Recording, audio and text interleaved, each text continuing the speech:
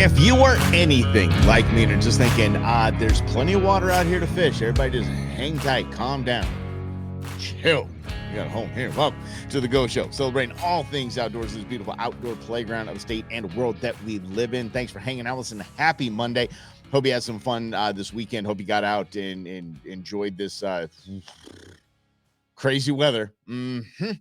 Welcome to Arizona, folks. We have 4 days of spring. I told you, Uncle Mike warned you, you need to enjoy those days because then pop, we're into the 90s, just like that. Yeah, that's like my life. Last week I turned 49. When did that happen? How'd that happen so quickly? Yeah, exactly. So welcome and thanks for hanging out with us. We have quite a bit to get to because some hot and heated debates going on in basically the old standard debates, but let's see if we can get together and see if we can find a middle ground here. A few things that we want to discuss. Minnesota ain't playing when it comes to tree stands. When it comes to illegal tree stands, Minnesota just ain't playing, and I absolutely love it. I think it's fantastic. So let's jump right in. A video I saw a little earlier that got me fired up. I want to know where this guy's fishing because he's pulling giant striped bass, saltwater fishing off the shore, and a boat comes running up on him. And so apparently this guy's he has I don't know, he's got a tripod set up or something, or maybe a buddy's behind him in filming this thing. But this boat runs right up in front of him right after he catches a solid, probably a good 15, 20 pound, probably 15 pound striper. Huge for shore fishing. Yeah, he's just casting out there and bringing them in. But how close is too close? Let's break it down, shall we? There might be a naughty word in here, so just relax. We're all adults. Let's get right to it here, and I can do that like that. See, look at that. What are you guys doing? You're right in my zone. Yeah, you're right in my zone. Okay, first of all, Slappy. He's in the right here. I'm going to say this right out of the gates. He's in the right to be upset about what these bozos did. It is what it is. And I can probably guess what's going on the boat. So I do understand from a certain standpoint, the guy with the center console right there. But the dude's wearing a fanny pack and a fishing purse. I don't really know how much sympathy I'm going to give him. I don't know how much. He's not a very sympathetic character, if I'm saying right. Hey, by the way, hey, guy over here with the man purse and the fanny pack. I'm going to get really violent with you. It's hard to take a guy seriously like that. Let's get going here. Move offshore. Yeah. Move offshore. Get out there. Yeah.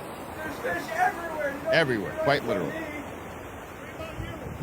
Why are you in front of me? Worry about you. Dude, you literally saw me catch a fish, so you went in front of me, bro. Watch this beast he pulls up. Watch this thing. Fuck. Look at this guy. Woo! Look at this. What? Okay. That's just pretty much for me. I'm like, okay, I'm ready to go home. I'm good. Let's go clean this sucker up and let's get to frying. I'm all about that. But he essentially said, you guys saw me catch a fish and you guys came right to that spot. Now that's probably exactly what happened. You see the people on this boat. It looks like they're probably the husband or whatever, husband, wife, squad. This woman is at the front, doesn't really know even how to cast. So most likely he's just trying to get his woman on some fish. And I do understand that. I get it. You know, we always want to have people. What's up, Lynn? No, Lynn, you missed that we're just trying to work out territory disputes on the water. So this man's out there catching some huge fish off the shore, and this boat sees it and runs right up on it. So here we go. Let's get to it. I do understand the boater to an extent. Like I said, just trying to get his woman on a fish. But here we go. Let's get it. You see all the breaking fish out there? Yeah, look at all the breaking fish out there. It's top water. And his woman, in the meanwhile, is almost falling off the bow, trying to cast out of it. Like, look, get out there. All right.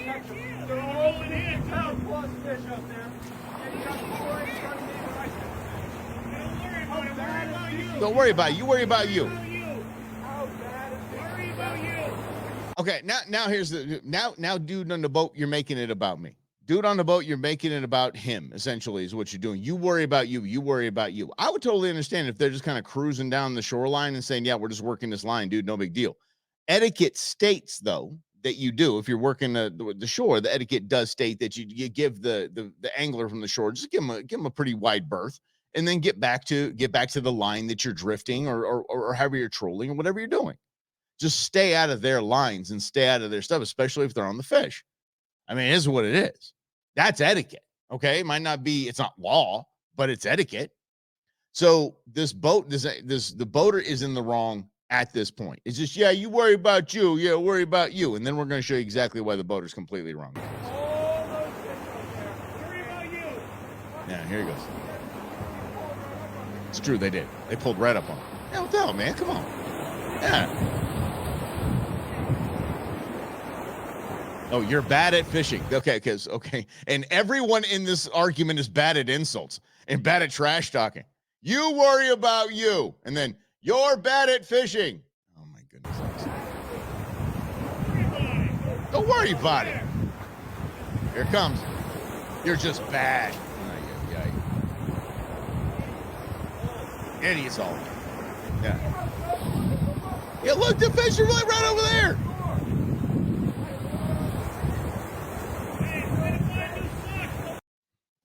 Ready? You see it now, right? Hey, instead of saying you suck, go buy a boat. Ow! Ow! That's okay. That was a rough one. Essentially, the man said, "Let me translate. Go be poor somewhere else." Yeah, I'm out here in my $200,000 center console boat, and you're over there shore fishing with your tackle purse and your fanny pack. Win hearts and minds, right? Win hearts and minds. This is an issue when it comes to fishing. Those that aren't in right, Eddie, totally stunk. So right, but those that know angling and have been shore fishermen like I have been, boat fishermen like I have been, kayak fishermen like I have, it's all three are just different worlds. They are, but they all follow the same type of etiquette. At least there's an expectation of following in that line of etiquette. Like I said, if you're working the shoreline and there's somebody shore fishing, just get around. It's no big deal. It is no big deal. And if they're on the fish before you're on the fish, cool. That is not a big deal. This guy invited this in. This boater invited this. I would never, at least when I fish from a boat, I would never go towards somebody fishing on the shore. Ever. It's just dumb. It starts this. It could start a fight. It could get somebody whacked at the boat dock, the boat ramp later in the day. I don't want to deal with that beef. I'm out having a good time. There's no outdoor network or Bassmaster towers with cameras. Nothing. None of that's going on. We're not in a giant tournament here. We're not millions of dollars on the line. You're out there having some fun. You're just having a good time. So if you're out there having a good time, that spot that you came to, that there's somebody at, guess what? That's their spot now. That's not your spot. This is my spot. I've been fishing here for 15 years. Okay. I've been fishing here for 15 minutes and I caught 3 fish. It's a great spot. I appreciate that. But now scoot. Go away. I don't care. Oh, how'd you find out about this place? I don't know. Walking along the shoreline, casting, retrieving, and started getting on some fish. That's how I found it. Stumbled upon it, quite literally. Doesn't matter to a lot of people. A lot of people think that is their spot. And I understand. I get it when people say, hey, where'd you catch those fish? The water. Duh. I don't willfully give up my fishing spots. And I don't have many. I just like getting on the lake and having fun. There's not a lot of waypoints that I've said, like, this is right where they're at. Okay, cool. I've caught fish all over the place. Got places in the middle of Lake Pleasant, caught them on the shoreline, caught them up near the rocks, caught them just suspended somewhere over cover. They're everywhere. There's quite literally fish all over the joint. And that was a beast that guy had, man. I actually have fish envy at this point. But there's a lot of water. There's plenty of water. You are not in a tournament, and there's plenty of time. And if you don't have plenty of time, guess what? Guess what? You leave earlier next time. Sorry. Plan accordingly. There's other people out there enjoying our outdoors, and that's fine for them. We run into this at dove season too. And Eddie, Lake Pleasant hates everyone. Lake Pleasant is the lake version of Jurassic Park. Let me give you an example of this. For those who don't know, West Valley, Arizona, Lake Pleasant, wonderful, wonderful body of water. It starts like a Jurassic Park. Da da da da da da da da. And the morning is just beautiful. It's just stunning. It's just like, oh my gosh, I can't believe we have such a beautiful body of water out here. It's absolutely amazing. And then the wind kicks up at about 1 o'clock, 2 o'clock in the afternoon, and all just hell breaks. It just gets dangerous, choppy. It turns into the ocean. It's like, now all the dinosaurs are eating everybody. Yeah. Did we just go to Mayberry? Holy mackerel, look at that. Those are the good old days, huh? You just got a little cane pole and throw it on out there and just go fishing, Pa. Where you going? Going fishing, Pa. But you're running this a dove season too. Same thing. Oh, this is my spot, and people hunting too close together, and people, sending warning shots, and like, y'all, it's dove. There is abundant. You can hunt dove 365 days a year here. And you hunt pigeon as well. And the 365 season is for the band called the Euros. Yeah, the Euro doves just invasive, and just go get them. Go get them, knock them down. Here's the deal. This is how you can tell bird ID for a Euro is so easy. And this is it. Yeah, right. That's how people get peppered, man. And again, statute of limitations over. My grandfather been dead a hot minute. Yeah, I got peppered. But I can just see what I wanted. What I would say is like, oh, I got peppered. What my grandfather saw me going in and telling my mom was, Mom, Grandpa shot me. Yeah. So Grandpa was like, say things, you're dead. I will shoot you. Yeah. He didn't say that. But yeah, I've seen people get peppered. I've seen, just because it's all of, this is my spot. One time I went out hunting with a buddy of mine, and he said, look, if you're not adding 2 or 3 spots to your roster every dove season, maybe even every time you're out on a lake, maybe add 1, maybe add 2, you're just going to run out of spots, period. Because you're not the only one that can find that, right? Someone else is eventually going to find, hey, this is a nice spot for bass. This is a nice spot for striper. This is a nice spot for, and by the way, there are no spots for striped bass. They are nonstop. They don't stop moving. They don't just sit and suspend. They're moving all the time. So, and then dove, same thing. Because there's good spots for dove, but come on. You can go 50 yards down the way here and probably just hit just many birds. But anyway, get back to the Euros in the dove. The bird ID is really easy. If it looks like a pigeon, go ahead and knock it down. Because pigeon are legal 365, no limit. Euro doves, same. And they're the same size. They're gigantic. If you haven't had pigeon, I highly recommend it. You heard what I just said. I'm not talking about the skunk pigeons downtown. I'm talking about the stuff out in the burbs where I live. The stuff out near the farms. They're doing the same stuff. Dove. It's the same. It's dove family. So where a dove would be just like a little dove breast would be like a nice fillet. This is the tomahawk ribeye, and it's delicious. And yes, I am deadly serious. I'm telling you. I'll tell you this, Eddie. I debated with John Odell for years, and he was the small game biologist and a small game competitive chef for your Arizona Game and Fish Department. He said, try pigeon. No. Try pigeon. No. Try pigeon. No. I'm not going to try pigeon. He said, okay. 2 days before dove season, he said, look, a buddy of mine's got a farm. We're going to go out to the farm. We're just going to knock a bunch of pigeons down. You'll get some practice in. I knew where he's going with this, so I was fine. So went out to the farm, knocked down like 40 pigeon. It was a lot of fun. And then he tailgated in front of the radio station and made pigeon Euros. Damn. Wow. It was so good. It's almost like red meat. You've seen dove breast before. This is a big giant version of it. It's red meat. You sear those bad boys on each side. Woohoo, we're dancing now. Yeah. Not a beer chaser. I'm not even kidding. You don't even have to pregame with the beer. So just to let y'all know what I'm talking about here, but I'm talking about the dove and the pigeon and all that. Eating pigeon in most other countries in the world is called squab. It's a delicacy. It's on the menu. It's on menus. Yeah. What species of pigeon? Jim, come on, man. 11 years we've been doing this, man. You know what? I'm not a biologist. I don't know. Pigeon. The ones that are flying with the other Euros and whatnot. I guess I should look that up. But here in Arizona, whatever you can get abundantly in Arizona. So I'll have to look that up and find out how many species of pigeon are there? You think about it this way. Carrier pigeons didn't go extinct because they didn't deliver on Sunday. People were shooting them and eating them. And what do you practice with? The clay what? The clay pigeons. Right. Because shooting pigeons has been a part of our tradition since we're here, since we realized we could shoot birds out the sky. So, but anyway, so we're at it was sitting in the studio eating these wonderful pigeon gyros. And I had a chef coming in, a very well-known chef. He's actually up at Forest Highlands right now in Flagstaff. Chef Eddie Matney is the Lebanese. I love this man. He's like Gordon Ramsay is what he is. He's a sweet Gordon Ramsay. Amazing at his craft. Was like Arizona Republic Chef of the Year like 16 times or something like that. I don't know, a few times, whatever it was. So he comes in. And he talks, he yells a lot. He's just a fired up dude.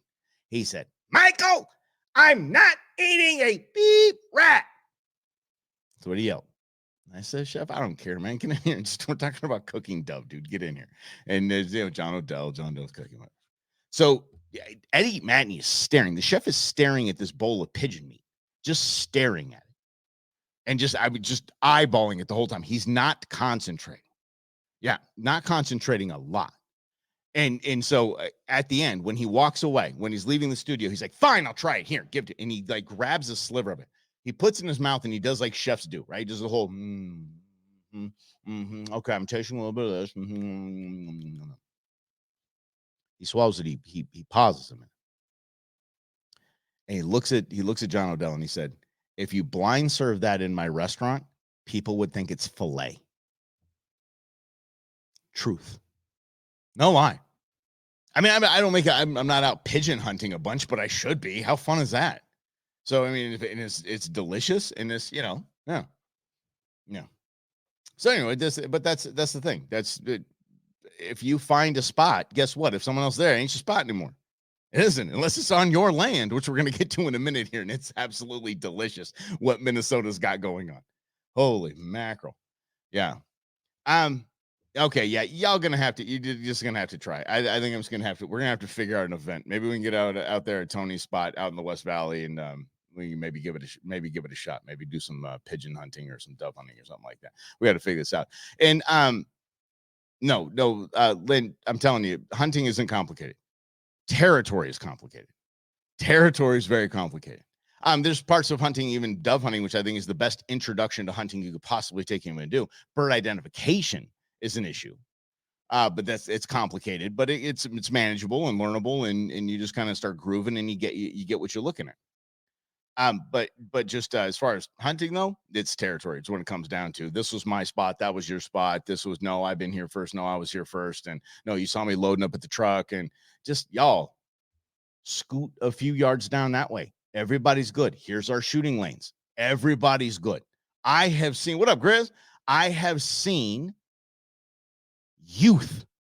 This was intern Sarah's first hunt at the dove shoot that they do out at Robbins Butte every dove season.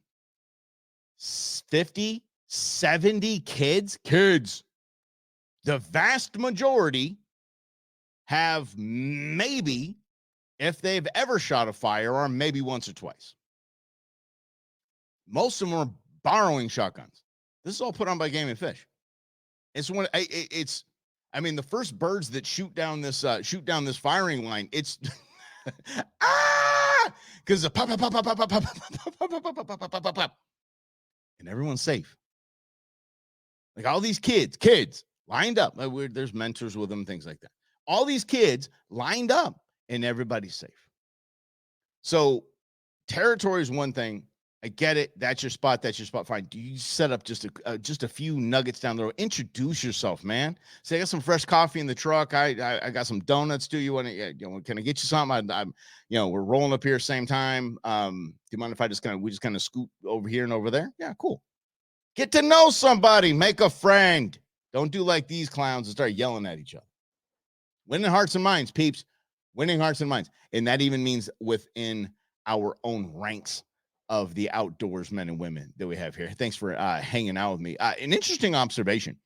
that I made this weekend when the girlfriend and I went hiking again. And she was very kind. Remember, she actually listens to the show. So I said when taking someone hiking that doesn't hike, you need to set vocabulary, manage expectations, like what is a hard hike, what does hard mean, what does easy mean, you know what I mean? Manage expectations, and then that's going to make for a better time. She was managing my expectations. She actually alluded to the show. She's like, "I'm manage set your expectations properly." She said, "This is a climb. It's straight up. It's almost 1,000 feet straight. It's not straight up, but it's up there." But it starts this whole Jurassic Park thing again. I was like, beginning of the hunt, I was like, beginning of the hike, I was like, this is easy. Okay, it's not so bad. And then she stops and looks up and goes, "Okay, this is where the climb begins." I'm like, "Oh crap." Here we go. Got to the top and learned what a tarantula hawk is. I did not know what a tarantula hawk was, but apparently that is a black waspy looking thing that its sting is the second or third most painful sting there is. Apparently there's a guy that's online that just gets stung by things, and that's his thing. This guy was writhing in pain. His arm couldn't move. Yikes. Anyway, got to the top and saw that. But here's the observation to me. My girlfriend said, "This is my favorite part of the hike." And I thought that meant that like challenging, or this is really cool grade, or there's, whatever. This is just it. Cause I'm just looking down, trying not to fall. And so she said, "The favorite part of the hike." And I said, "Why is this your favorite part of the hike?" She said, "Well, look at that cactus on the ledge right there, and look at the rock formation under it." I was like, "Oh, yeah. Yeah, we're out here enjoying nature. We're out here enjoying nature." Yeah, you're supposed to be looking around, supposed to be enjoying it. Again, you're not doing this for time. There's no Olympic medal for you. You just you go out and you hike and you enjoy nature.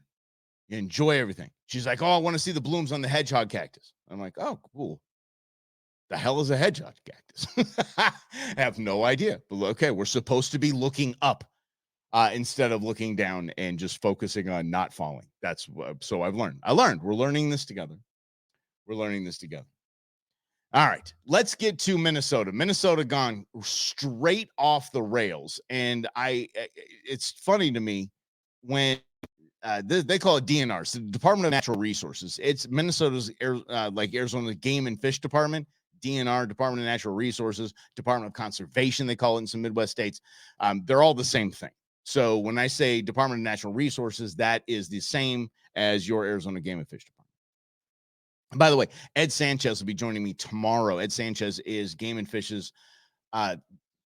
liaison to the House and the Senate here in Arizona. So there's a lot of legislation going through that we're going to get an inside look at. Possibilities, probabilities of passing, what that means to us, how laws will change. It's going to be absolutely fascinating. Ran into him last week on Thursday, and he was giving us some really, really cool things going on, and I want him to share that with you as well. So Ed Sanchez tomorrow with yours on a Game and Fish Department. Let's get back to Minnesota. Minnesota doesn't take too kindly to tree stands that shouldn't be there, to deer blinds that shouldn't be there, whether they're on private property, whether they're on public property, but the law says you can't do that. They don't take kindly to that. And I'm sure they get calls and calls. Could you imagine how many calls, especially here in Arizona, you get where there's the Game and Fish Department gets, or the police get, somebody took my tree stand. I left my tree stand here and I left it locked. Someone took it down. Worse is when they take it down and put theirs up. Jeez. Okay. But I mean, honestly, it's like leaving your truck unlocked in the parking lot, wherever it is. Like if you're going to leave your tree stand up here in Arizona and it's not your land, most likely somebody's going to jack it or do something with it. Okay. No, I've been doing this for years and this. Okay, cool. But if somebody makes a beef about it, Arizona might go all Minnesota, because Minnesota is done had enough of this. Right? As a parent, you get this, right? Because the kids are bickering. You're like, "I've been doing this for years. Okay, my first rodeo. All right, let them bicker." And then just when the bickering just gets to a level, you're like, "Enough! I got it. I'm ending this. I'm squashing it." That's what Minnesota did. to all these illegal deer stand and tree stand owners. They didn't just take them. Would have been the idea, right? It would have been what you think would be exactly what a Department of Natural Resources would do. But no. They went on Mike Russell. Because Mike Russell's a pyro. I'm a pyro. You know I am. You know I like to blow stuff up. They blew up the tree stands and the blinds with dynamite. Hey, how are we gonna get those? What are we gonna do with these tree stands? I don't know, but Ed over there in supply chain, he said that they have a bunch of dynamite. You want to use that? Sure. He's like, no, dude, I was kidding. No, let's use it. Let's go. Yeah, let's go blow these things up. Heck yeah. Oh my gosh. What? Okay. Oh, that's somebody's personal property. Somebody's personal property that's there illegally. Blowed it up. I mean, look, I know very people I love that are in asset forfeiture.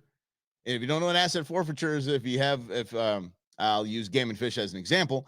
If you're poaching, they can take your Game and Fish can take your rifle, they can take your fishing equipment, they can take all your stuff. They keep it for keepsies. Yeah, keepsies, and they sell it. Okay, so instead of doing that, oh, that's right, Ed. You are a licensed pyro. God love you. The blowed up part is just it's a statement. And I keep talking about this with poaching, and if we don't have fines that are really, really punitive, if we don't have, I guess all fines are punitive. I mean, the really hurt, if we don't have jail time that actually means something and stop just taking people's hunting licenses away from them, we're never going to get rid of poaching. Nobody's going to take it serious. But if I erect in some of these things that I'm looking at an entire deer blind on a trailer, it's really cool looking. It was really cool looking. And somebody blows it up. If the law enforcement comes along and blows it up, okay, I get it. I hear you. All right, okay, got message sent. Appreciate it. I'm sure they checked if people were in there, at least most of the time. You know, I would have, kind of. Yeah. I had this wonderful young lady come up to me at the Arizona Small Business Summit on Thursday and say that that there was something, I don't know the event. It was like a wedding or something. And I don't know, it was a gender reveal party. Who the heck knows what it was? But they wanted to blow stuff. They wanted explosions. And apparently she did put on these events and they sent her a big box of tannerite. If you know what tannerite is, well, there's one word to explain tannerite: fun. Tannerite's an explosive. When you shoot it, it goes boom. And so she's like, I don't know. They paid for it all. It just said I didn't pay for this. It just showed up on my doorstep. Do you want it?